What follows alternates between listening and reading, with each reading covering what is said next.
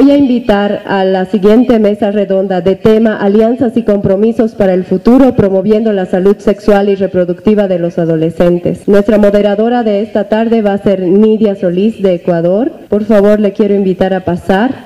Y a los participantes, Miguel Malo, viceministro de Salud de Ecuador, y el representante del ministro de Salud de Nicaragua, José Antonio Granados, al doctor Miguel Orozco, coordinador del proyecto CERCA y de CIES en Nicaragua. Buenas tardes a todas y todos. Quiero en primer lugar expresar mi complacencia y felicitar a las y los organizadores de este importante evento, también a quienes están asistiendo, porque realmente es una oportunidad muy valiosa que la valoramos mucho desde quienes estamos justamente con las preocupaciones de esta temática, tanto a nivel de las instituciones como en lo que se refiere a las organizaciones sociales, al movimiento de mujeres, a todos quienes estamos interesados e interesadas en lograr la plena garantía de los derechos en la salud sexual y reproductiva. La mesa redonda tiene como tema alianzas y compromisos para el futuro, promoviendo la salud sexual y reproductiva de adolescentes. Creo que se va llegando pues a la parte final de este importante evento y el cierre no podía ser menos importante pues con una temática de lo que representan esas alianzas y esos compromisos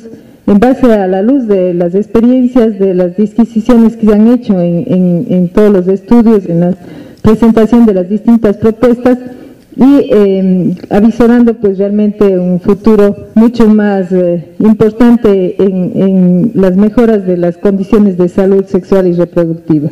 Vamos pues a tener la intervención en primer lugar de Miguel Orozco sobre este tema. Muchas gracias por la oportunidad de compartir sobre estas lecciones aprendidas, ¿verdad? De la colaboración, alianzas. En varias de las actividades que tuvimos la grata suerte de poder escuchar a los participantes, no tanto de la OMS como de diferentes experiencias en países como Argentina, Brasil, se subrayaba que en las experiencias exitosas aparece una constante que es la colaboración, ¿verdad? La colaboración de diferentes organizaciones, instituciones que siguiendo su misión, siguiendo el compromiso que tienen con la salud, específicamente en el campo de los adolescentes, la salud sexual y reproductiva de los adolescentes, van detallando la forma como tuvieron que, ante la complejidad de lo que es esta situación, ir completando y complementando sus esfuerzos con la participación de otros actores.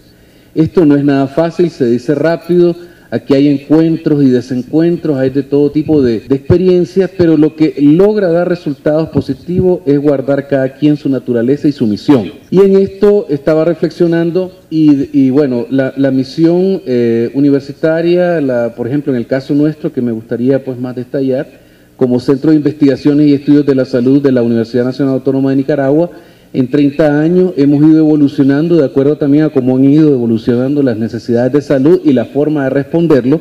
Actualmente tratamos de hacerlo desde lo que es la perspectiva de los determinantes sociales de la salud, que reconocen la complejidad, la necesidad de la intersectorialidad, de la necesidad de la transdisciplinariedad para atender la complejidad de la salud. Una salud que la entendemos más como el derecho pues, a una vida con bienestar, a una vida con el máximo pues, de desarrollo. Algo que se ha plasmado también aquí en la importancia de ver a los adolescentes no solamente desde su salud sexual y reproductiva, sino como motores de desarrollo de los países. Es decir, ahí estamos hablando del futuro de cada uno de nuestros países y de lo que podamos hacer. No solamente le podemos dar la pastilla de la salud sexual y reproductiva, y guardando la metáfora también de los medios anticonceptivos, sino que hay que facilitarlos en el marco de todas las oportunidades que podamos concentrar para su desarrollo. Si eso está ahí, vamos a tener éxito. Si no, eso no va a estar ahí, nos vamos a seguir quejando. Entonces, las universidades tienen su misión, gestión del conocimiento, que se puede entender como la investigación, que se puede entender como la formación y capacitación. CERCA es un ejemplo, pero no hay una investigación que hagamos a cómo se estila o a cómo están llenas las revistas científicas y que se producen publicaciones, sino que en el caso de CERCA las publicaciones están generadas desde una experiencia multiparticipativa, si es que cabe el término, en el sentido de que se escuchan a todas las partes, y nuestra labor es casi aquella de de cronistas, pero cronistas con alguna actividad científica en el sentido de tratar de ordenar la información de una manera que sirva para lo que son tomas de decisiones y demás necesidades de la otra parte, que sería las instituciones rectoras de la salud, como son los ministerios, secretarías de salud, que tienen siempre la responsabilidad, que tienen siempre la conducción, pero que necesitan de insumos para ir tomando las decisiones que se necesitan. Es decir, una salud pública basada en evidencia,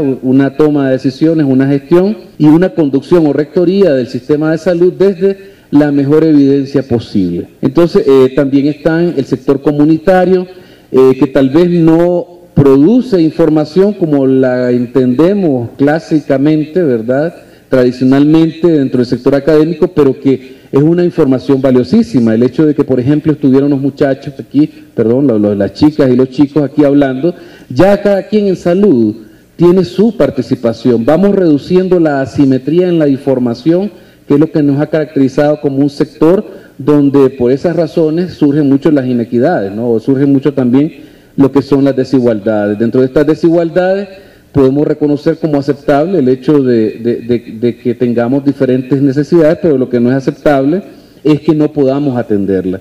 Creo que en Cerca tuvimos esa oportunidad de interactuar, de cambiar algunos patrones o paradigmas dentro de lo que es la actividad de la universidad y tratar de cumplir con nuestra misión, que es la de participar dentro de los procesos, no estar fuera de los procesos, participar facilitando lo que es la mediación científica entre lo que son los hechos, cómo se entienden estos hechos desde los diferentes actores y tratar de traducirlo en conocimiento.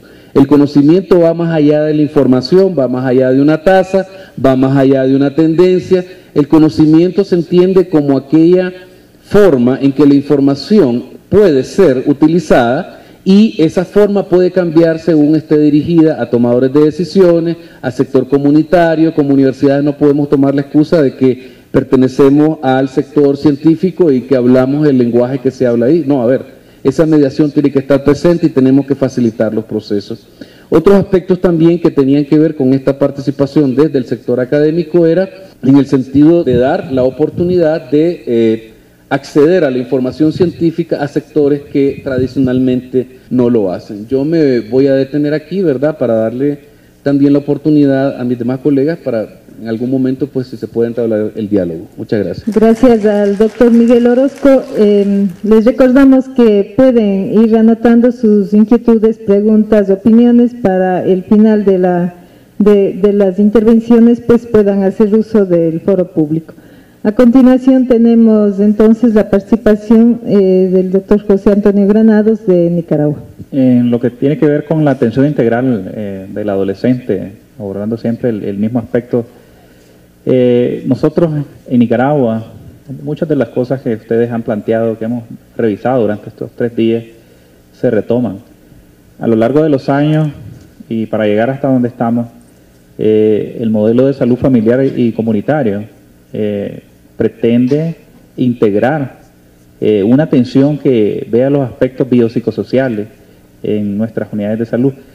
Las líneas en las que se están trabajando siempre se basan en capacitar al personal. Ya no vamos a tener lo que tiene que ver clínicas que específicamente sean dirigidas al adolescente, sino o ambientes, como se le llamaban, sino va a ser una atención integral, donde se le brinde atención a toda la familia, pues. Aspectos que tienen que ver con lazos interinstitucionales y toda la sociedad. Es importante mencionar la universidad, la iglesia, las alianzas con otras instituciones, el Ministerio de Educación, todas las instituciones, pues. Esto ha permitido crear un consenso, y también en las áreas rurales, que como le llamamos pueblos indígenas, abordarlo de una manera diferente, ¿no? Porque eso permite llegarle más a la gente y evitarnos los mismos problemas de que no los entendemos o creemos que las cosas deben de ser de este modo porque aquí a este lado funcionan así. Entonces eso ha permitido llevar un modelo con un poco de diferencia a las comunidades indígenas. Este trabajo obviamente no es fácil, a veces resulta oposición hasta del mismo trabajador de la salud. Sin embargo, el proceso hay que capacitar, hay que darle seguimiento, hay que las líneas, los planes y los programas deben de monitorearse, debe de exigirse, debe de evaluarse también. Eso permite saber cómo estamos, cómo vamos avanzando, qué hemos cumplido y qué aspectos deben de mejorarse, porque es un proceso de constante cambio y de mejoría. Pues no todo está escrito y se dice debe ser de tal manera, ¿no? Pero sin embargo estamos seguros que el modelo de salud familiar y comunitario es una estrategia muy importante que estamos llevando a cabo. Gracias a José Antonio Granados. A continuación, Katia Córdoba, de Bolivia. Muchas gracias. Yo voy a quedarme muy corta en mi presentación. Yo pienso que ¿qué es lo que nos queda como desafío en Alianzas del Futuro? Como Proyecto Cerca hemos intentado estrategias que han sido probadas buenas y también estrategias que han sido novedosas para el proyecto y que quizás no se han aplicado todavía en la región, pero sí se han estado aplicando en otros contextos. Entonces, lo que ahora nos queda como un gran desafío es realmente mostrar y convencer a toda la parte y a los decisores que hacen políticas de que nuestras ideas que sí han funcionado y que han demostrado efectividad en su aplicación se traduzcan en políticas y que nos ayude la parte política en transferir estas estrategias hacia la población para que sean sostenibles. Gracias, Katia. A continuación, tenemos la participación del doctor Miguel Malo en representación del Ministerio de Salud Pública del Ecuador. Gracias, buenas tardes a todos, a todas. Ya con la brevedad de los colegas de la mesa ya me inhibieron a mí. Pero voy a seguir el mismo estilo, así rapidísimo. La primera cosa que quisiera decir yo aquí para los colegas que vienen de fuera sobre todo, pero también recordarnos aquí dentro del país que estamos en una discusión en un contexto político en el Ecuador muy diferente al que podía haber sido hace unos años atrás, antes del gobierno de la Revolución Ciudadana, ¿no?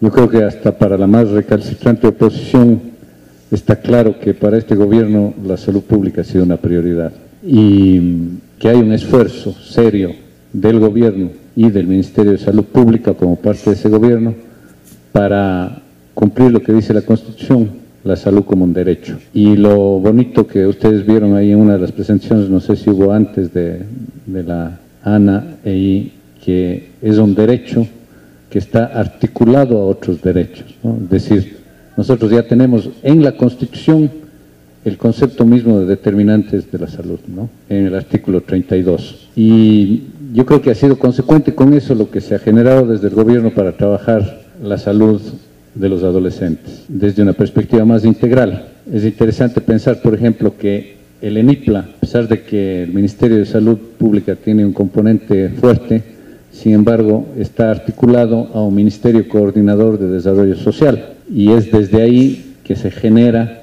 toda la dinámica para trabajar ese que se llama un proyecto emblemático, que es el ENIPLA, ¿no? Es decir, para garantizar incluso institucionalmente la intersectorialidad desde un inicio, donde está participando educación, inclusión social, deporte, cultura también ahí, en el marco de esa propuesta del buen vivir. Es decir, yo creo que todavía puede faltar mucho, pero hay incluso una estructura más institucional del Estado que está permitiendo que haya o que se exija en la práctica un abordaje más integral al problema cuando tiene todo este componente institucional de coordinación. Creo que en una primera etapa nosotros y este gobierno lo que ha hecho es cerrar las brechas más acuciantes. Ha sido una inversión muy fuerte, hospitalaria principalmente, en equipamiento, talento humano de especialidades clínicas, y desde hace un año, un poco más de un año, hemos tratado de trabajar ya una orientación para realmente colocar al Sistema Nacional de Salud, cambiar esa pirámide, ¿no? Esa pirámide que pone abajo la atención primaria y arriba las élites ultra hospitalizadas, para cambiar y colocar arriba la atención primaria de salud. Y es un esfuerzo muy importante que estamos haciendo ahora para revertir toda esa dinámica que se ha generado históricamente de organización de los servicios, priorizando las especialidades y subespecialidades para colocar la atención primaria como el eje central de articulación del sistema. Y eso tiene dos pilares, digamos. El uno, que es un asunto de talento humano. Nosotros estamos haciendo un gran esfuerzo, vamos a hacer una inversión enorme en la capacitación de talento humano para trabajar posgrado de salud de la familia en todos nuestros profesionales de primer nivel, ¿no?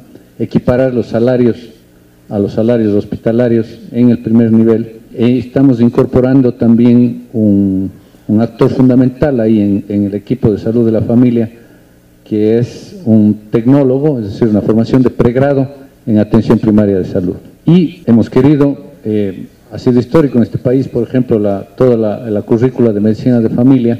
Hemos trabajado con 8 universidades para una currícula única de medicina de familia a nivel del país.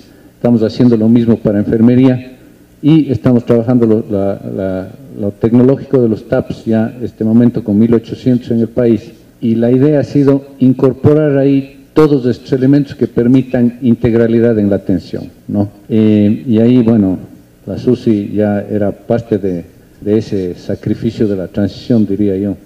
Cuando yo recién llegué vino a quejarse que no tenía dónde estar, qué pasó con lo de los adolescentes. Todavía no tenemos exactamente muy claro, pero digamos, lo que hemos querido en la institucionalidad del Ministerio es también reflejar esa transición y tratar de romper esos clásicos programas verticales y compartimentalizados para integrar todo en el primer nivel de atención, en este fortalecimiento de la atención primaria de salud. Entonces, por ejemplo, la currícula de los profesionales de salud de la familia, de los TAPS, incorporan, entre otros, los elementos de atención integral y de salud de los adolescentes, ¿no? Es decir, no es un especialista que está en el primer nivel para atender a los adolescentes, es el equipo de salud de la familia que incorpora elementos para esa atención. Y esto, con una planificación territorial, estamos haciendo una inversión enorme en el país para fortalecer el primer nivel de atención con una planificación territorial por primera vez también. No sé si ustedes conocen, es una planificación tanto de talento humano como de infraestructura con los subsistemas públicos de salud, es decir, Ministerio de Salud, IES, ISFA, ISPOL, juntos trabajando para esa planificación territorial y para una adscripción poblacional racionalizada en nuestras unidades operativas en el primer nivel, con esta perspectiva que les decía de carácter más integral. Claro, estamos en un proceso de cambio institucional muy importante, radical, y esos cambios generan dolores. Entre esos, algunos son aquellos de la quiebra de los espacios de especialidad o los espacios que se han trabajado históricamente. Nosotros consideramos que todavía no tenemos en algunas cosas muy claro cómo vamos a trabajar, sobre todo, por ejemplo, cuando hablamos de adolescentes, qué pasa desde con los niveles de referencia, ¿no? Pero les digo, en la caracterización que estamos haciendo de los centros de salud del primer nivel, tenemos los A, los B y los C, con distinta capacidad resolutiva. Y, por ejemplo, los niveles en el esquema nuestro, inicialmente eso habría que profundizar, pero los niveles de referencia para una atención más especializada de problemas de los adolescentes estarían en nuestras unidades de primer nivel tipo C, en las cuales estamos incorporando una cartera de servicios que tiene que ver sobre todo con salud mental. Bueno, en este proceso hemos estado articulados, yo diría que muy circunstancialmente, a algunos procesos de investigación con las universidades, sobre todo para apoyarnos con insumos para mejorar los procesos de intervención en el caso de ENIPLA, por ejemplo, pero que nos falta todavía mucho en el trabajo institucional. Nos falta mucho la articulación con la investigación y con las líneas de investigación, tanto desde nuestro instituto muy nuevo de investigaciones en salud pública, como articulado con las universidades. Por último, último, pero no lo menos importante, es todo el proceso que se ha ido generando a partir de la ley de participación ciudadana, ¿no es cierto?, con los consejos, y lo que ustedes han conocido últimamente, estábamos lanzando ayer en Guayaquil, los consejos a nivel de los GATS municipales de protección de derechos en el ciclo de vida. Y ahí a los jóvenes que estaban haciéndonos esa presentación tan chévere ahora, que se trabaje para que se incorporen ustedes en esa dinámica de los consejos de participación, que se llaman ahora consejos de protección de derechos a nivel municipal, y que incorporen todas sus reivindicaciones ahí, que es el espacio privilegiado, digamos, para la participación social, para la participación de la comunidad, y ustedes organizados deberían entrar a reivindicar ese derecho a participar ahí en estos consejos, que son justamente, como les decía, de protección de los derechos en el ciclo de vida, de manera que está totalmente incorporado el elemento de la adolescencia como uno de los elementos del ciclo de vida ahí. Gracias, Miguel. Bueno, hemos tenido las intervenciones de nuestros 4 expositores. A continuación, entonces, damos paso a las preguntas, opiniones, a las reflexiones que ustedes quieran hacer desde el foro público, pues, para alimentar este debate. Tienen entonces ustedes la palabra. Buenas tardes, yo voy a ser corta, porque espero también la respuesta corta del panelista. Los felicito a todos los cuencanos, yo soy de Guayaquil, por las maravillosas cosas que he escuchado, por el trabajo del proyecto Cerca, más que todo porque escuché la representante de Nicaragua y usted también, que han trabajado con la iglesia, no la han solamente señalado, apartado del trabajo, sino también han reconocido la labor que ha hecho la iglesia también. Mi pregunta va en lo siguiente: en mi ciudad yo no conozco que eso esté pasando, se ve hermoso que sucede aquí en la ciudad de Cuenca. Pasa la realidad del panelista de Argentina. Muchas de las cosas que se hacen son a nivel privado. Yo trabajo en una fundación. Cubrimos espacios que lamentablemente el Estado no llega. No llega porque pasa que el municipio tiene otra a nivel coyuntural. Políticamente ya todos ustedes lo conocen, ¿no? He escuchado al viceministro de Salud y me parece fabuloso que el día de ayer haya estado trabajando con los consejos cantonales. Algo de eso escuché. La pregunta puntual.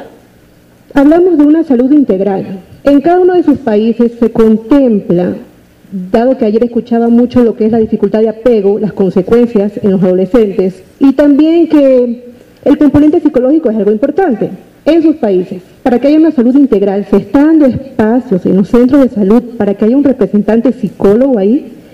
En mi ciudad, las fundaciones nos hacemos cargo de eso. Esa es toda la pregunta. Gracias. Vamos a recoger algunas preguntas y luego daremos paso a los panelistas. Por mi parte también soy de Imbabura.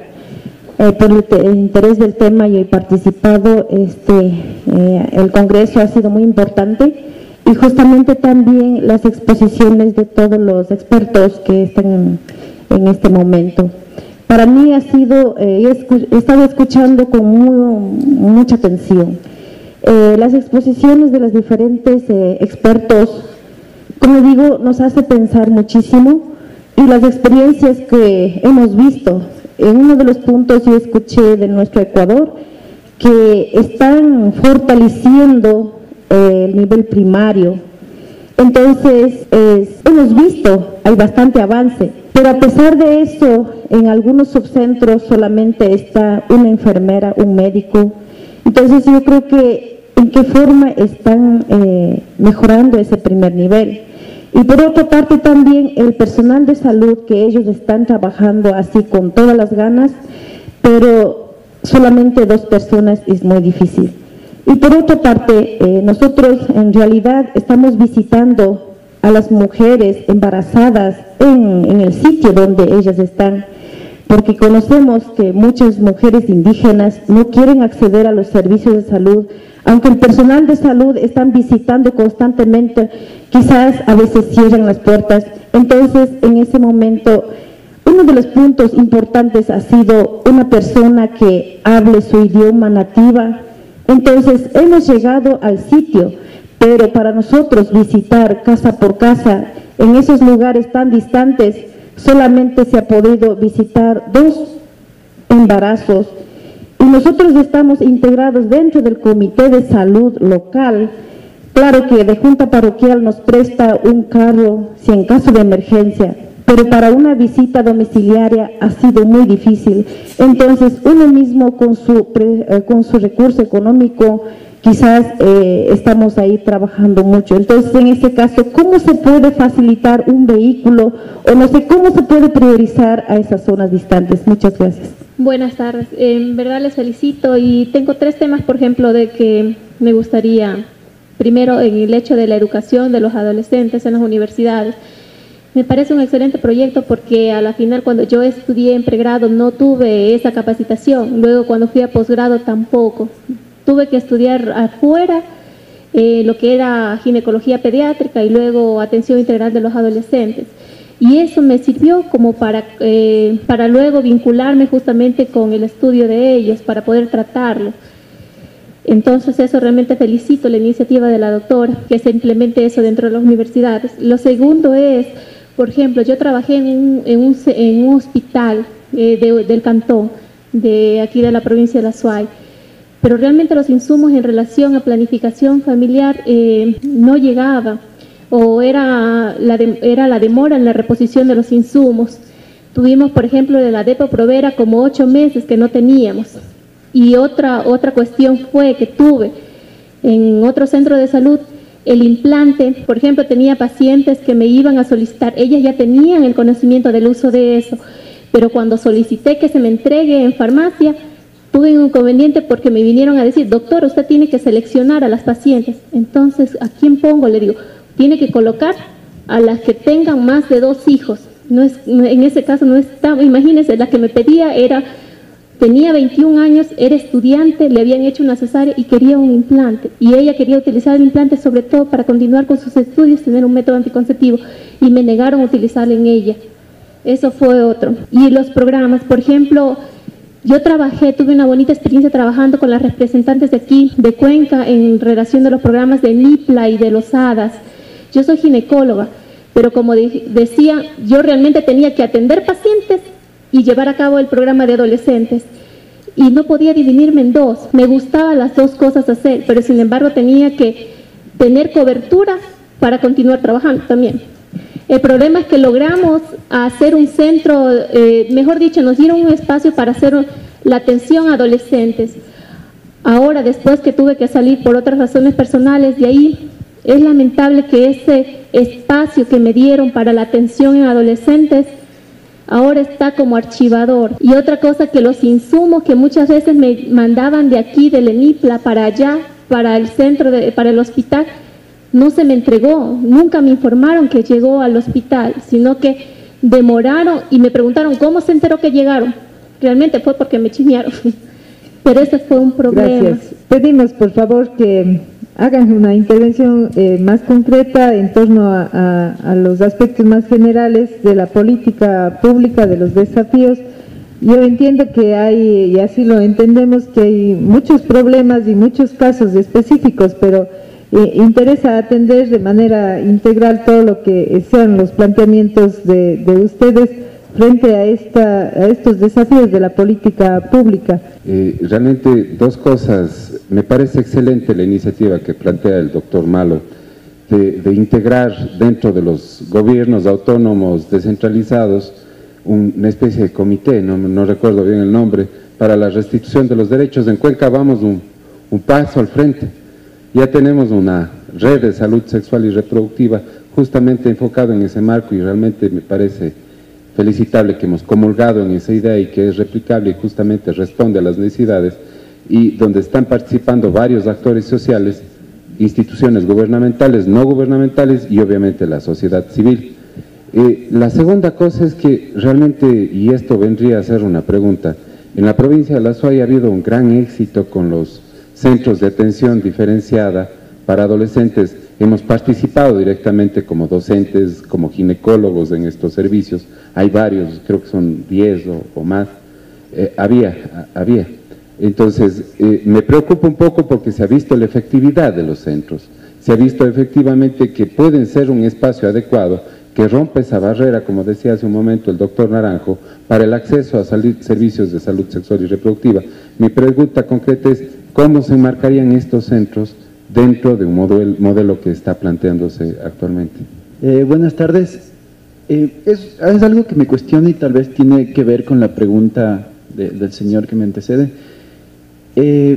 Yo como joven nunca asistí en mi adolescencia y tal vez unos 3 años de mi adolescencia que han pasado, después de mi adolescencia, y me cuestiona es cómo dentro del programa, del nuevo programa del Ministerio de Salud, se implementa el programa de adolescencia, pero la pregunta viene aquí, ¿cómo yo como joven y el Estado se asegura el buen uso de ese programa, ¿no? ¿Cómo el Estado se asegura que yo como joven use bien ese programa? Porque, perdón por utilizar el ejemplo de mi persona, nunca he asistido al servicio de salud del Estado, ¿no? Siempre he ido a un servicio de salud privado por muchas circunstancias de mi vida y de mi historia personal. Entonces, ¿cómo el Estado se asegura que yo vaya a ese servicio y que me acoja? A mí me dan miedo las inyecciones y si voy a un servicio del Estado, no quiero encontrar un médico, sinceramente, que me atienda, o sea, que me acoja, ¿no? Y entonces es cómo el Estado se asegura el buen uso del servicio por parte de yo como joven.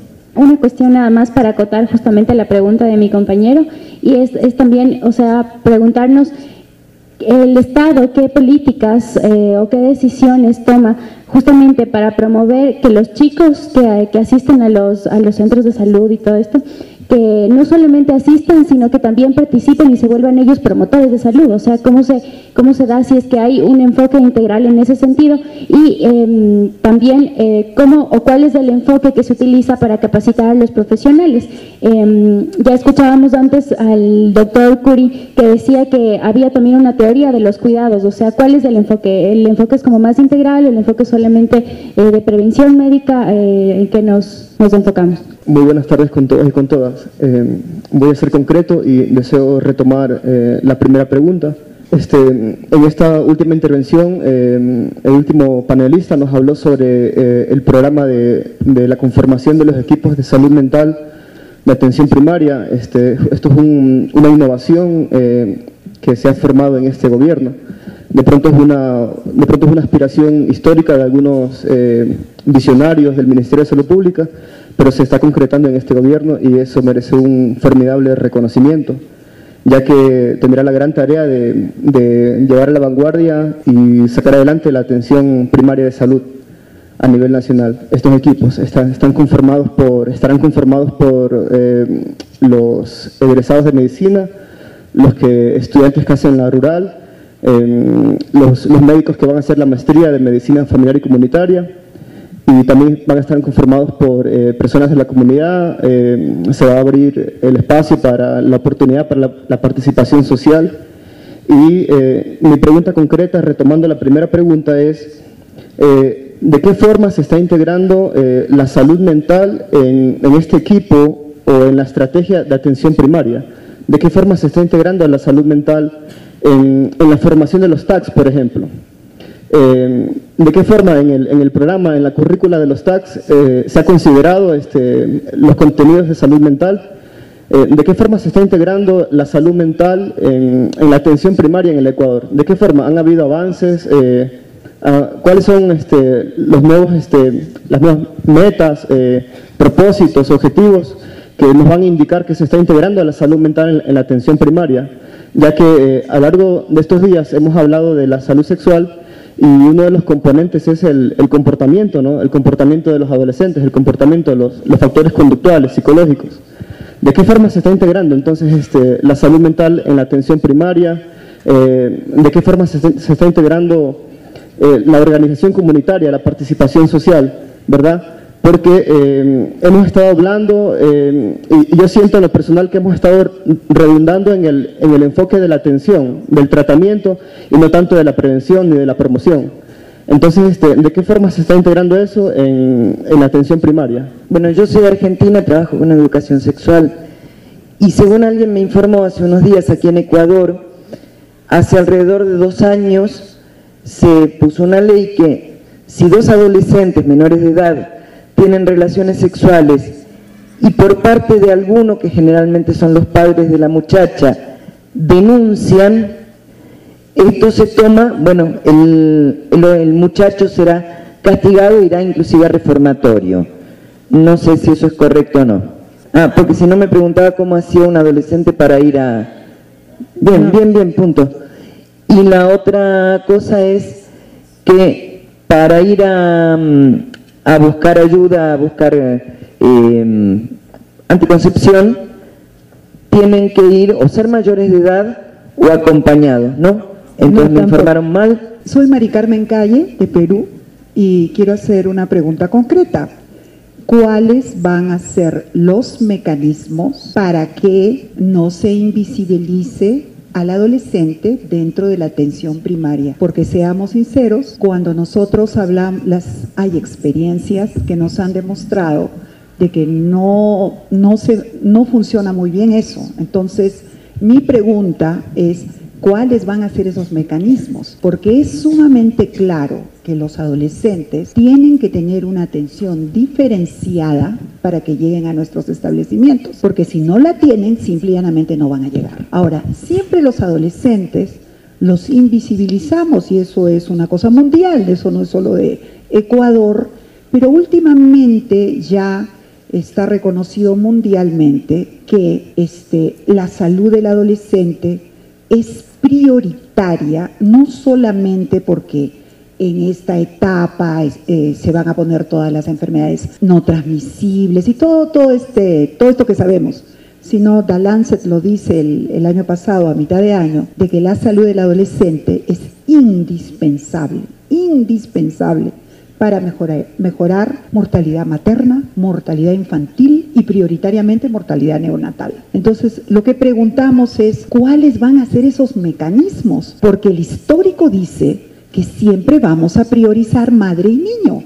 Entonces, si estamos en esto, ¿qué mecanismos se van a utilizar para no invisibilizar al que aparentemente está más sano de todos? Porque definitivamente las mortalidades en adolescentes todavía no son las más altas, pero ya sabemos que estamos en camino a que en algún momento la mortalidad adolescente vaya por encima de la mortalidad entre 0 y 9 años. Gracias. Bueno, vamos a hacer ahí un alto para la respuesta de los panelistas. Gran parte de las inquietudes obviamente han estado dirigidas a Miguel, que es representante del Ministerio de Salud Pública de Ecuador. Sin embargo, hay elementos de carácter general que yo creo que sería importante que colaboren los otros expositores en relación, por ejemplo, al trabajo con diferentes actores, tanto institucionales como comunitarios, sobre las prestaciones y la atención en general en salud mental, el fortalecimiento del nivel primario en relación a la provisión de recursos, tanto materiales, insumos, etcétera, como de personal profesional y no profesional, cómo manejar el tema de la interculturalidad y llegar a esos, sobre todo a los sectores indígenas que están ubicados en zonas inclusive territorialmente de difícil acceso. El tema de la especificidad, que ha sido reiterativo también en la atención a adolescentes y ligado pues a esto de que no se diluya en un conjunto de prestaciones de salud. Se ha puesto aquí de ejemplo también lo que son los centros DADAS al respecto, la preocupación de las y los jóvenes sobre el uso de los servicios y cómo sentirse acogidos, la conformación de equipos de salud y el enfoque de las prestaciones que se están dando. Mi respuesta es para la última inquietud de la doctora Calle. Quizás en la presentación de la tarde o en la presentación de ayer se ha malentendido que los consultorios especial y diferenciados para los adolescentes son de impacto negativo, pero lo que queríamos mostrar era que la implementación de estos centros de adolescencia dentro de la infraestructura ya que se tiene dentro de los países, ¿no? Dentro de estos centros de salud primaria, para no gastar recursos en vano. No es que los centros de salud son negativos, es que si se quiere seguir esta estrategia, deben estar incorporados en la misma infraestructura de los centros de salud primarios que ya existen. Bueno, mire, la primera inquietud voy a tratar de, espero no olvidarme nada. En la relación de las fundaciones con el Estado, que creo que fue de la colega que fue la primera pregunta, yo creo que está claro cuando hay un contexto del que yo hablaba, en que hay una política que está tratando de garantizar los derechos, el papel que puedan jugar distintos organismos de la sociedad civil puede variar. Es decir, durante 40 años de olvido de la salud pública en este país, todo el mundo hacía lo que podía para garantizar mínimamente esos servicios a la población. En el momento que hay una política de gobierno que está planteando eso desde el Estado, la relación tiene que modificarse en ese sentido. Yo no sé ahí cuáles pueden ser las dinámicas concretas en el nivel local, pero hay un cambio ahí, ¿no? Yo quisiera decir en términos generales que obviamente hay todavía un montón de deficiencias de nuestra red pública de salud para la atención y sucede una serie de problemas ahí. Yo diría, uno de los puntos fundamentales es cómo quebrar el paradigma hegemónico de un abordaje desde la enfermedad y no desde la salud, desde los servicios que clásicamente han atendido a la enfermedad y no han trabajado de una perspectiva integral de la salud, ¿no? Miren, lo que pasa con adolescentes, aunque ustedes no lo crean, pasa, por ejemplo, con el sobrepeso y la obesidad. Nosotros no tenemos registros de sobrepeso y obesidad como problemas de morbilidad en nuestro primer nivel de atención, sino muy poco. No está considerado como tal, no ha estado considerado. Como decía la colega, ha habido un abordaje que todavía sigue siendo un lastre de la salud materno-infantil, sobre todo en el primer nivel de atención. Y entonces, claro, ahí hay una dinámica que invisibiliza otra problemática.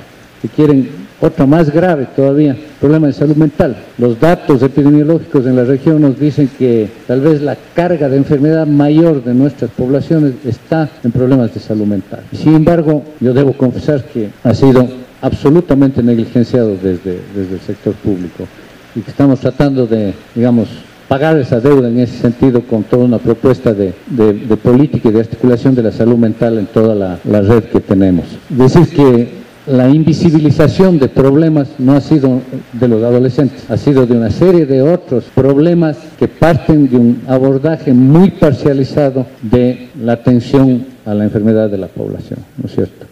Entonces, esa invisibilización de los adolescentes es una cosa común con otras invisibilizaciones que tienen que ver con la salud pública de nuestra población. En esas deficiencias todavía tenemos algunos problemas, pero fíjense, uno de los problemas que nos hemos topado, a propósito de lo que decía la colega aquí, y tal vez mis dos colegas pueden darles más ejemplos concretos de eso. Nos hemos topado con problemas serios en nuestros servicios que han planteado que no van a repartir anticonceptivos por objeción de conciencia. Y eso ha sido una de las cosas importantes que ha generado los problemas, por ejemplo, de no acceso de los grupos en general y particularmente de los adolescentes, por supuesto, para anticonceptivos, a pesar de que es una política definida desde arriba, con claros protocolos, etcétera, para que eso suceda. Entonces no me extrañaría que lo que ha pasado con la colega que estaba planteando esa cuestión puntual ahí haya sido parte de eso, ¿no? Todo ese concepto y esa cosa. Y estamos trabajando eso incluso desde el punto de vista normativo y legal para poder superar. Sin duda, otra deuda también, hemos tratado de trabajar eso y yo debo confesar también que todavía tenemos muchos problemas, es en la incorporación de este asunto de la interculturalidad transversalmente en nuestros servicios, ¿no? Pero todavía cuando estamos hablando de aspectos como la sexualidad, y hay indicadores complicadísimos en ese sentido, lamentablemente de nuevo desde la enfermedad, pero por ejemplo de aumento de VIH importante en poblaciones shuaras de nuestra Amazonía, donde obviamente estarán metidos todos estos aspectos de interculturalidad ahí que no logramos entender bien como para abordar apropiadamente. Estamos haciendo un trabajo desde la Subsecretaría de Promoción con una dirección de interculturalidad, pero todavía tenemos problemas. El otro punto es respecto de la cuestión de talento humano. Yo entiendo que ha sido un esfuerzo de algunos actores militantes con la salud de los adolescentes para trabajar, por ejemplo, la capacitación de talento humano. Pero ha sido un contexto de total, ¿cómo diría?, para no decirlo muy duro, de falta de planificación, ¿no es cierto? Es decir, las buenas voluntades, los grupos que pueden tener más o menos presión en las universidades, las oportunidades con algún financiamiento externo que generan unas maestrías y unas cosas. Y esa gente tenemos que rescatar. Es decir, nosotros no queremos desperdiciar ese talento humano que está ahí y que por las razones de cambio institucional puede sentirse este rato un poco marginado. Tendremos que revisar, yo creo ahí, Anita, Susi, digamos, en nuestra política de talento humano, hacer incluso un inventario de ese talento humano que está ahí, y cómo podríamos trabajarlo para articularlo, por ejemplo, en los tipos C, para que sea un segundo nivel de referencia, en fin. Yo creo que algo ya de eso se ha estado trabajando, pero tendríamos que profundizar. Y yo lo que quiero decirles oficialmente es que, por supuesto, que nosotros no queremos que se desperdicie ese talento humano, todo lo contrario, queremos trabajar ese potencial, pero en un contexto diferente y en unas condiciones diferentes de organización del servicio. Finalmente, para no demorarme más, las dos cosas que estaban planteadas ahí, al compañero, lo de salud mental, estamos incorporando perfiles profesionales específicos en nuestro primer nivel de atención y estamos trabajando, obviamente, digamos, tratando de implementar lo que ha sido la reforma psiquiátrica desde hace 20 años para los hospitales psiquiátricos, ¿no?, para acabar con los hospitales psiquiátricos, pero trabajar la salud mental desde la perspectiva, digamos, de promoción de la salud. Nosotros tenemos a este momento alto en la jerarquía del orgánico funcional nuestro una subsecretaría de promoción de salud que está trabajando con una dirección estos aspectos de salud mental para incorporarlos en la red. Finalmente, lo que decían los jóvenes allá. Miren, yo creo que este momento nosotros tenemos espacios en el país muy interesantes que pueden ser y que deberían ser aprovechados, en este caso, por los jóvenes y las jóvenes con sus organizaciones para reivindicar la participación y para reivindicar el espacio de gestión de la política pública. Tenemos un marco jurídico interesante, como yo les decía, ahora se están ya conformando todos aquellos consejos de igualdad, están trabajándose en conjunto para hacer un consejo de protección de derechos a nivel de cada uno de los municipios y por supuesto ustedes tienen ahí o deberían tener los espacios para la participación y la reivindicación de sus derechos, de sus necesidades para la incorporación de la política pública. Y ahí lo que diría yo es, más bien les pasaría, digamos, en la metáfora del fútbol, la pelotita a su cancha. Es decir, la posibilidad de trabajar, de estar, de reivindicar ciudadanía, de reivindicar las cuestiones específicas de ustedes jóvenes, está más bien en ustedes. Creo que hay un marco elemental interesante que podría mejorarse para esa participación y son ustedes los que tendrían que ganarse los espacios en esos niveles que están planteados ya desde la institucionalidad del Estado. Gracias, Miguel. Voy a más o menos explicar lo que tiene que ver con recursos humanos. Necesariamente siempre hacen falta y cuando la estrategia se pretende ampliar, es necesario formar recursos. Actualmente nosotros en el mes de marzo vamos a iniciar la formación de recursos auxiliares y enfermeras que van a trabajar específicamente en el modelo en áreas urbanas y áreas indígenas y sectores que tienen mayores problemas, o sea, donde van a ser ubicados. Se les diseñó metodología, etcétera, para que esta gente que son seleccionados de barrios, de comunidades, van a regresar a sus lugares y esto va a reforzar un poco lo que ya tenemos, ¿no?, como parte del proceso. O sea, no es algo que se hace inmediato, pues, pero a corto plazo lo estamos elaborando. Tenemos algo que tiene que ver con las visitas casa a casa. Obviamente, pues los territorios a veces son muy grandes. Entonces, con esta parte comunitaria, o recursos humanos formados de esa comunidad, van a trabajar en función de esos lugares lejanos. O sea, se va a priorizar ese tipo de lugares. Esto requiere recursos económicos, que es lo que estamos trabajando, que ya se tiene el presupuesto. Allá en Nicaragua tenemos una experiencia con lo que tiene que ver con insumos. Generalmente las unidades de atención primaria y secundaria, hablando de la primaria, que tiene un centro de salud con un territorio específico y puestos médicos específicos, tienen una equipoblación de, por ejemplo, qué sé yo, X métodos de planificación familiar que se deben de entregar a esa unidad. Sin embargo, existe un sistema de monitoreo. O sea, si yo estoy en el centro de salud, yo debo de abastecer a esa unidad y el mismo puesto y el mismo centro deben de monitorear lo que tienen, lo que consumen y proyectarse los gastos de insumos. Y eso permite operativizar. Obviamente también esto es supervisado porque las cosas que no se le da seguimiento, de repente, pues, caen en esa situación. A veces hemos tenido situaciones en unidades de salud específicas donde la falta de insumos se dio porque el recurso no lo quiso ir a traer. Entonces, para evitar esto se le da seguimiento. A veces es una cuestión de actitud porque si tengo los insumos significa que tengo que atender más gente. Y es más fácil decir, no tengo. Entonces, se trabaja en función de vigilar los insumos médicos, son anticonceptivos, etcétera, en base a lo que tengan. La distribución de los métodos se hace en base a la norma pues, de planificación familiar, los criterios de selección de OMS que ustedes conocen, entonces se distribuyen en base a eso. En cuanto a lo que tiene que ver, allá tenemos unas clínicas de atención diferenciada que han estado funcionando y esas pues se quedan, tienen funcionamiento adecuado y obviamente no se van a quitar, sino que van a trabajar, a continuar trabajando y se van a fortalecer las otras pues clínicas, ¿no? En cuanto a solo para finalizar, pues no solo muy largo, la parte de atención integral es un proceso que requiere, capacitar a la gente, las normas, la intersectorialidad, el trabajo con las otras instituciones, la comunidad también, eso es importante, la comunidad, los jóvenes, la iglesia,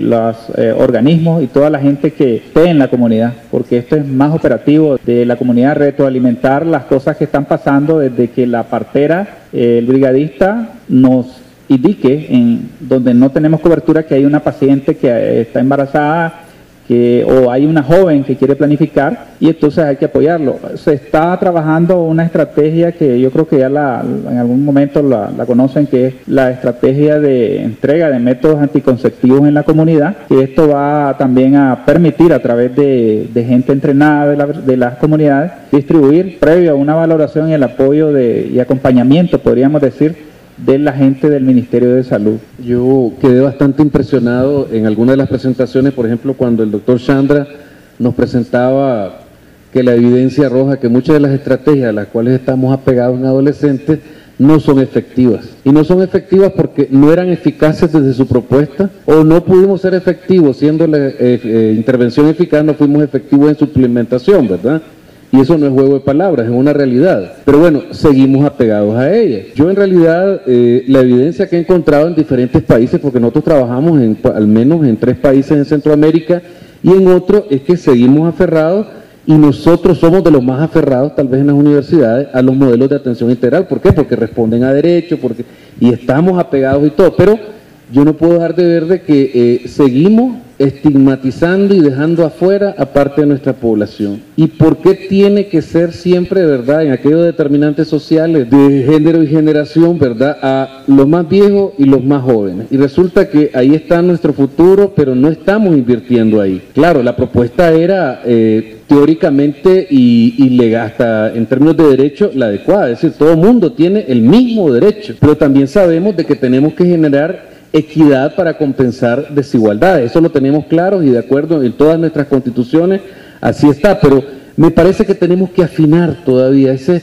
es un ir y venir permanente basado en evidencia para que no haya problemas de suspicacia y todo, porque también somos bastante suspicaces. Cuando hay una información que parece ir en contra de lo que estamos planteando, hay suspicacia, sospechamos. Contra eso me he encontrado en gobiernos neoliberales, ¿verdad? Tuvimos que hacer la lucha por lo que era el derecho a la salud, pero también en otro gobierno, esta es la respuesta y por aquí nos vamos. Entiendo la necesidad de mantener la coherencia en una política, pero todos creo yo que entendemos también la necesidad. Aquí me he encontrado con una grata sorpresa, ¿verdad?, en el sentido de que existe una reflexión, existe esa voluntad política de lo que son los modelos de atención integral, pero también reconocen la necesidad de tratar de manera diferenciada, pero encontrar una manera diferenciada que tampoco vulnere los derechos de los demás, que ahí está la parte difícil de la búsqueda, ¿verdad? Porque por lo que no se va en lágrimas, se va en suspiros, decimos en Nicaragua. Entonces, ¿cómo hacemos para ajustar los modelos? Claro, es un ajuste permanente, pero ahí yo veo una gran oportunidad de interacción entre quienes están preocupados, y ahí viene la respuesta tal vez a alguna de las compañeras. Ahí tenemos que estar todos. Los que nos gustan, los que nos caen bien, los que no nos caen bien. No se puede trabajar, por ponerles algo, como Escuela de Salud Pública, no podemos trabajar VIH sin trabajar con las trabajadoras sexuales y con la diversidad sexual. Y por mucho que casi me cuesta mi cargo, ¿verdad? Y todo. Y, por ejemplo, hubo una queja de que estaban las camionetas de la institución nuestra en los lugares nocturnos, claro, andaban encuestando. Pero la lectura fue, andan bacanaleando. Es decir, si no estamos pegados, y era una de las... recuerdo una doctrina militar vietnamita, era los 3 pegues, y uno de los pegues era pegarse al terreno, el otro pegue era pegarse al enemigo, el otro era pegarse al pueblo. Si uno no está pegado a la población, y en este caso con los adolescentes he visto que hay bastante claridad en las lecciones aprendidas, hay que estar pegados con ellos tienen que estar dando su opinión, tienen la madurez y todo, ellos nos pueden ayudar a encontrar la salida de eso, cómo darles lo que necesitan, cómo darles la protección social que se necesita sin... por eso descuidar lo que es la necesidad de la equidad. A ver, y eso es una búsqueda permanente. La gran sorpresa y la agradable sorpresa aquí era esa interacción en Ecuador entre la universidad, entre la autoridad rectora de salud, entre otros sectores, para poderle dar respuestas. El problema es que la respuesta va evolucionando, ¿verdad? No hay una respuesta que quede.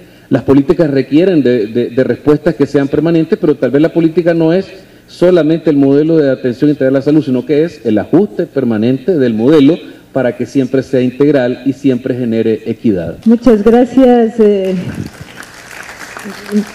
Sí, yo creo que pueden aplaudir todos porque eso ha sido como una conclusión importante en las reflexiones que se han hecho desde este panel en torno a los enfoques y a las estrategias que deben implementarse, pues, y que realmente nacen de la experiencia vivida en esta larga lucha por la salud colectiva y obviamente alimentada con todas las reflexiones que se van haciendo en el camino y que parten desde las diferentes actorías en este proceso, con una gran diversidad justamente en ellas que nos permite avanzar hacia esos nuevos desafíos, esos retos para la consolidación de estas propuestas orientadas hacia el bienestar, hacia lo que nosotros y todos mismos creo que a nivel de nuestro continente estamos manejando como noción general del buen vivir o el summa causa, es decir, una mirada diferente a los paradigmas que teníamos signados sobre nuestros pueblos en etapas anteriores y que buscan hoy ser superados.